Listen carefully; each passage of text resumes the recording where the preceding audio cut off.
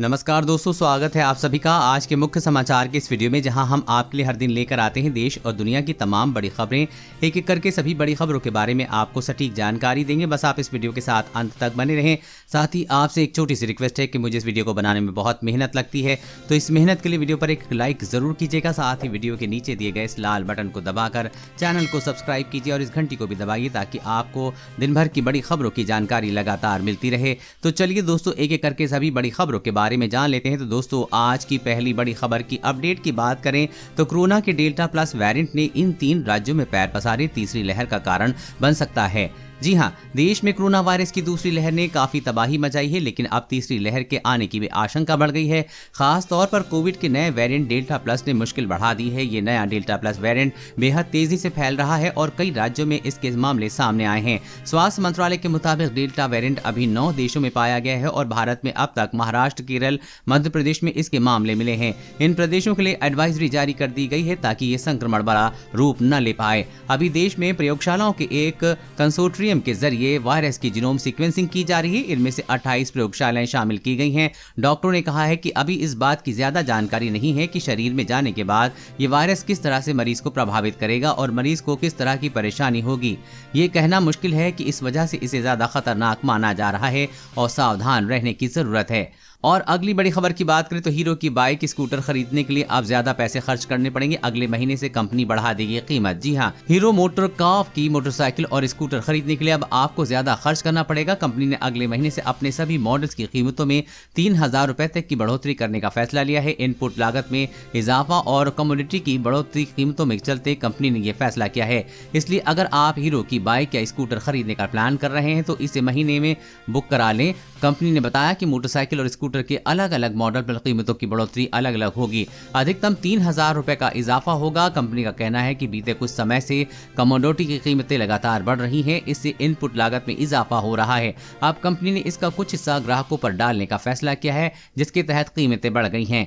और अगली बड़ी खबर की बात करें तो इस देश में फिर बढ़ रहे कोरोना केस। अब वैक्सीनेट हो चुके लोगों को दोबारा लगेगा टीका। जी हाँ, दुनिया में कोरोना वायरस के मामले भले ही कम हो गए हों, लेकिन कोरोना के नए वेरिएंट नए चुनौती बनाते जा रहे हैं। ब्रिटेन की scientific advisory group for emergency ने सर्दियों में कोरोना की स्थिति गंभीर होने की आशंका जाहिर की है। दूसरी ओर रूस में अब जिन लोगों को वैक्सीन लग चुकी है उन्हें दोबारा से वैक्सीन लगाई जाएगी।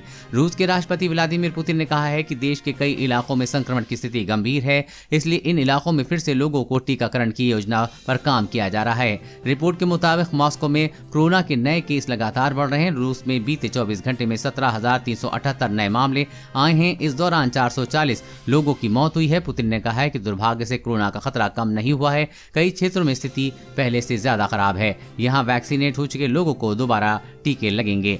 और अगली बड़ी खबर की बात करें तो ई कॉमर्स कंपनियों की फ्लैश सेल पर नहीं लगेगी रोक। सरकार ने कहा शिकायतों पर होगी जांच। जी हां, अमेजॉन, फ्लिपकार्ट जैसी ई कॉमर्स कंपनियों के डिस्काउंट ऑफर और फ्लैश सेल पर फिलहाल रोक नहीं लगेगी। कंज्यूमर अफेयर्स मिनिस्ट्री ने इस मामले पर साफ तौर पर कहा है कि डिस्काउंट ऑफर और फ्लैश सेल पर रोक लगाने का इरादा नहीं है। नया ड्राफ्ट ई कॉमर्स पोर्टल की बिजनेस एक्टिविटी पर रोक नहीं लगा रहा है। इससे पहले यह खबर थी कि सरकार ई कॉमर्स प्लेटफॉर्म पर गलत तरीके से भारी छूट, फ्लैश सेल और मिस सेलिंग पर लगाम लगाने के लिए नम बदलाव करने जा रही है, जिससे कि फ्लैश सेल पर लगाम लग जाएगी। फ्लैश सेल की आड़ में ग्राहकों के साथ धोखाधड़ी और फर्जी कंपनियों पर रोक लगाने के लिए नए प्रावधान ड्राफ्ट रूप में शामिल किए गए हैं। हालांकि ये रूल्स अभी फाइनल नहीं हुए हैं। नया ड्राफ्ट ई कॉमर्स पोर्टल की बिजनेस एक्टिविटी पर रोक नहीं लगा रहा है। हर फ्लैश सेल की जांच नहीं होगी, जिनकी शिकायत मिलेगी उसकी जांच होगी। और अगली बड़ी खबर की बात करें तो एम्स निदेशक डॉक्टर गुलेरिया ने दी खुशखबरी। 2 साल से अधिक उम्र के बच्चों को सितंबर तक मिलेगी वैक्सीन। जी हाँ, भारत में कोरोना की दूसरी लहर भले ही कमजोर पड़ती दिख रही हो, लेकिन विशेषज्ञों ने चेतावनी दी है कि कोरोना की तीसरी लहर जल्द ही भारत में दस्तक देगी। कुछ विशेषज्ञों के मुताबिक ऐसी संभावना कि तीसरी लहर से बच्चे सबसे ज्यादा प्रभावित होंगे। ऐसे में सभी को इंतजार है कि बच्चों के लिए कोरोना की वैक्सीन कब बनकर तैयार होगी। एम्स के निदेशक रणदीप गुलेरिया का कहना है कि 2 साल से ज्यादा उम्र वाले बच्चों के लिए सितंबर तक देश में कोवैक्सीन उपलब्ध हो जाएगी। डॉक्टर गुलेरिया ने बताया है कि ट्रायल के दूसरे व तीसरे चरण को पूरा करने के बाद बच्चों के लिए कोवैक्सीन का डेटा सितंबर तक उपलब्ध होगा और उसी महीने वैक्सीन को अप्रूवल मिलने की उम्मीद है। उन्होंने कहा कि अगर भारत में फाइजर बायोएनटेक की वैक्सीन को हरी झंडी मिल जाती है तो वो भी बच्चों के लिए वैक्सीन का एक विकल्प हो सकता है। और अगली बड़ी खबर की बात करें तो वोडाफोन आइडिया का जबरदस्त ऑफर, यूजर्स को मुफ्त में मिलेगा हाई स्पीड डेटा और कॉलिंग। जी हां, देश की दिग्गज टेलीकॉम कंपनी वोडाफोन आइडिया ने एक खास ऑफर पेश किया है, जिसके तहत लो इनकम वाले उपभोक्ताओं को सीमित समय के लिए फ्री कॉलिंग और हाई स्पीड डेटा की सुविधा मिलेगी। कंपनी का मानना है कि इस ऑफर से उन ग्राहकों को बहुत फायदा होगा जो महामारी के दौरान रिचार्ज नहीं करा पाए हैं। कंपनी के मुताबिक वोडाफोन आइडिया के ऑफर की बात करें तो उपभोक्ताओं को वोडा टू वोडा पर कॉल करने के लिए 50 मिनट मिलेंगे। इसके साथ ही 50 GB हाई स्पीड डेटा मिलेगा। इस ऑफर को हासिल करने के लिए आप 44475# डायल करें या फिर टोल फ्री नंबर 121153 पर भी कॉल कर सकते हैं। वहीं कंपनी भी मैसेज के जरिए ग्राहकों को इस ऑफर की जानकारी दे रही है। और अगली बड़ी खबर की बात करें तो कोविड वैक्सीन के फायदे, मौत को रोकने में पहला डोज 82% तो दूसरा 95% है कारगर। जी हाँ, कोरोना वायरस के चलते हो रही मौतों को रोकने के लिए वैक्सीन खासी असरदार है। इस बात की जानकारी Indian council of medical research के एक एनालिसिस में मिलती है। स्टडी में पता चला है कि वैक्सीन का एक डोज मौत को रोकने के लिए 82% कारगर है, जबकि दोनों डोज 95% तक मौत से बचा सकते हैं। हाल ही में आई एक स्टडी में पता चला है कि वैक्सीन की दोनों डोज ले चुके 94% लोगों को कोरोना संक्रमित होने पर आईसीयू में भर्ती की जरूरत नहीं पड़ी है, जबकि 77% लोगों को तो अस्पताल भर्ती होने की जरूरत भी नहीं पड़ी है। स्टडी में पता चला है कि दोनों डोज प्राप्त करने में अस्पताल में भर्ती, ऑक्सीजन थेरेपी की जरूरत और आईसीयू में दाखिले को कम कर देते हैं। इंडियन एक्सप्रेस की रिपोर्ट में स्टडी को लेखक डॉक्टर जेबी पीटर्स के हवाले से कहा गया है कि अगले डोज के बाद से ही सुरक्षा मिलनी शुरू हो जाती है। वैक्सीन की सिंगल डोज आईसीयू में भर्ती होने से 95% सुरक्षा देती है। और अगली बड़ी खबर की बात करें तो राशन कार्ड वालों के लिए बड़ी खबर, अब कम अनाज नहीं तौल पाएंगे दुकानदार। सरकार ने लिया है ये बड़ा फैसला। जी हाँ, खाद्य कानून के तहत लाभार्थियों को सही मात्रा में खाद्यान्न उपलब्ध कराने के लिए सरकार ने बड़ा कदम उठाया है। केंद्र सरकार ने राशन की दुकानों पर इलेक्ट्रिक पॉइंट ऑफ सेल उपकरणों की इलेक्ट्रॉनिक तराजू के साथ जोड़े जाने को बढ़ावा देने के लिए खाद्य सुरक्षा कानून नियमों में संशोधन कर दिया है।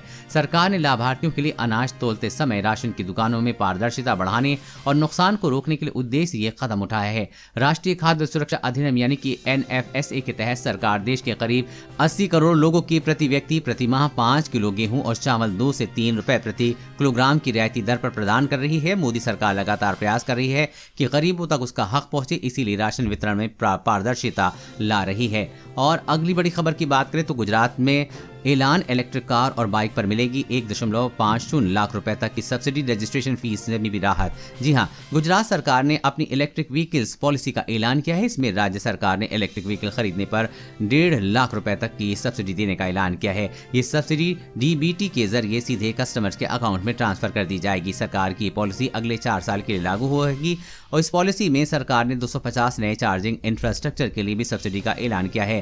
फिलहाल राज्य में 278 चार्जिंग स्टेशन है। इस पॉलिसी के तहत इलेक्ट्रिक 4 व्हीलर खरीदने पर 1.5 लाख रुपए, इलेक्ट्रिक 2 व्हीलर पर 20,000 रुपए और 3 व्हीलर खरीदने पर 50,000 रुपए की सब्सिडी मिलेगी। अगर आप गुजरात में इलेक्ट्रिक कार या बाइक खरीदते हैं तो आपको सस्ता पड़ेगा, इसलिए क्योंकि गुजरात में इलेक्ट्रिक वाहन रजिस्टर कराने पर रजिस्ट्रेशन फीस नहीं देनी पड़ेगी। राज्य सरकार अन्य किसी दूसरे राज्यों के मुकाबले प्रति किलोवाट डबल सब्सिडी देगी।